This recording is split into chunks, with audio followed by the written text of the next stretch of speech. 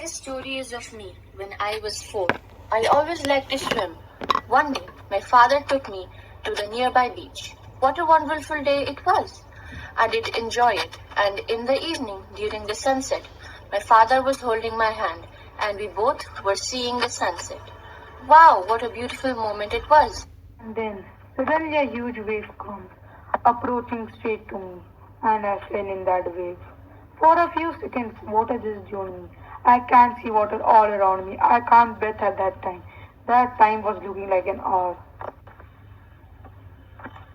My father started laughing at me. He was holding my hand. He laughed on seeing how did I fell in the water. Then he picked me up. I still remember that terrifying moment. I sometimes still tremble and think what would happen if I passed few more seconds from that day. After feeling that water is a very dangerous thing, I decided I will do anything in my life, but I will not go to the beach, I will not go to the swimming pool, I will not go to the water. From that day, I got fear of the water. I decided I will do anything in my life, but I will not do swimming. I decided that I will not even think about it. This fear remains with me throughout my life. Wherever I go, this fear followed me. I became 5 years, 6 years, 7 years, 8 years, 9 years, 10 years, 12. I became 13. I started realizing that something was missing in my life. I thought some part was missing. I have everything, I can do everything, but I can't do swimming. It is the fear, it was my horror. My old friends could do swimming, boating, fishing, but I can't. Then I thought that I would do it, no matter what. I have to overcome it, I have to win. Then I decided to join the swimming academy. I went there for my admission. I was proud that at least I can learn swimming. That night I didn't sleep. My coach said me to wake up at 8, but I wake up very early. I was very happy that I can learn swimming. I walked up to the pool. I observed that the pool was empty as I arrived there 30 minutes before. On seeing the empty pool, my childhood experience haunts me. I waited for everyone and I sat on the pool boundary with sitting position, and then a fat boy arrived. He said me that I wanted you to make a duck. He just pushed me in the sitting position. It happened for a second, but it looked like an hour. I landed in a sitting position, swallowed water, and went at once to the bottom. I was frightened, but my mind was still working. On the way down, I planned when my feet hit the bottom, I would make a big jump, come to the surface, lie flat on it, and paddle to the edge of the pool. It seemed a long way down. Those 9 feet were more like 90, and before I touched bottom, my lungs were ready to burst. But when my feet hit the bottom, I summoned all my energy and made what I thought was a great spring upwards. I imagined I would float to the surface like a cock. Instead, I came up slowly. I opened my eyes and saw nothing but water. I was suffocating. I tried to yell, but no sound came out. Then my eyes nose came out of the water, but not my mouth. I failed at the surface of the water, swallowed and choked. A great force was pulling me under. I had started on the long journey back to the bottom of the pool. I had lost all my breath. My lungs ached, my head throbbed. I was getting dizzy. I went down, down. Endlessly, I opened my eyes. Nothing but water. I was shrinking underwater. I was paralyzed underwater, stiff, rigid with fear. And then, in the midst of the terror, came a touch of vision. I must remember to jump when I hit the bottom. At last, I felt the tiles under me. My toes reached out as if to grab them. I jumped with everything I had, but the jump made no difference. The water was still around me. I looked for ropes, ladders, water wings, nothing but water. I shook and trembled with fright. My arms wouldn't move, my legs wouldn't move. I tried to call for help, but nothing happened. Then I started down a third time. I sucked for air and got water.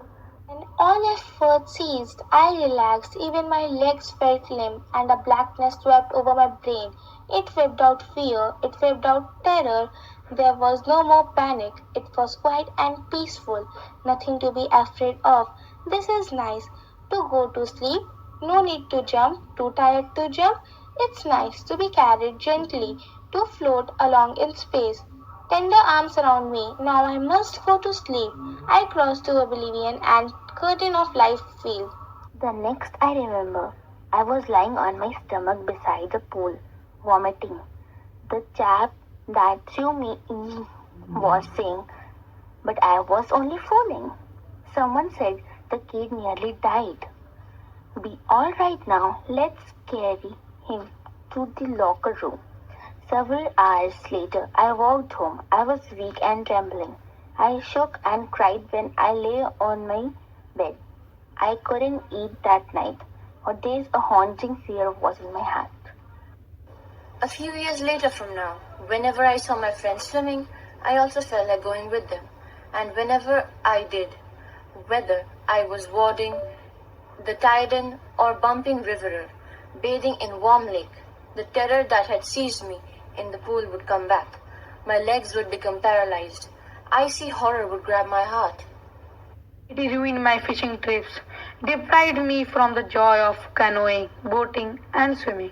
I used every way I knew to overcome this fear, but it held me firmly in its grip. Finally, one October, I decided to get an instructor and learn to swim. I went to a pool and practiced 5 hours each day. The instructor put a belt around me, a rope attached to the belt, and went through a pulley that ran an overhead cable. He held on to the end of the rope and we went back and forth across the pool. On each trip across the pool, a bit of panic seized me. Each time the instructor relaxed his hold on the rope and I went under. Some of the old terror returned and my legs froze. Then he taught me to put my face under water and exhale and to raise my nose and inhale. I repeated the exercise hundreds of times. Bit by bit, I shed part of the panic that seized me when my head went under water. Next, he held me at the side of the pool and had me kick with my legs. For weeks, I did just that. First, my legs refused to work, but they gradually relaxed, and finally, I could command them after some days. He said, now you can swim. Dive off and swim the length of pool, crawl stroke. The instructor was finished. But I was not finished. I still wondered if I would be terror-stricken. I was not sure that all terror had left. So I went to lake and swam 2 miles across the lake. I swam the crawl base stroke on side stroke and back stroke.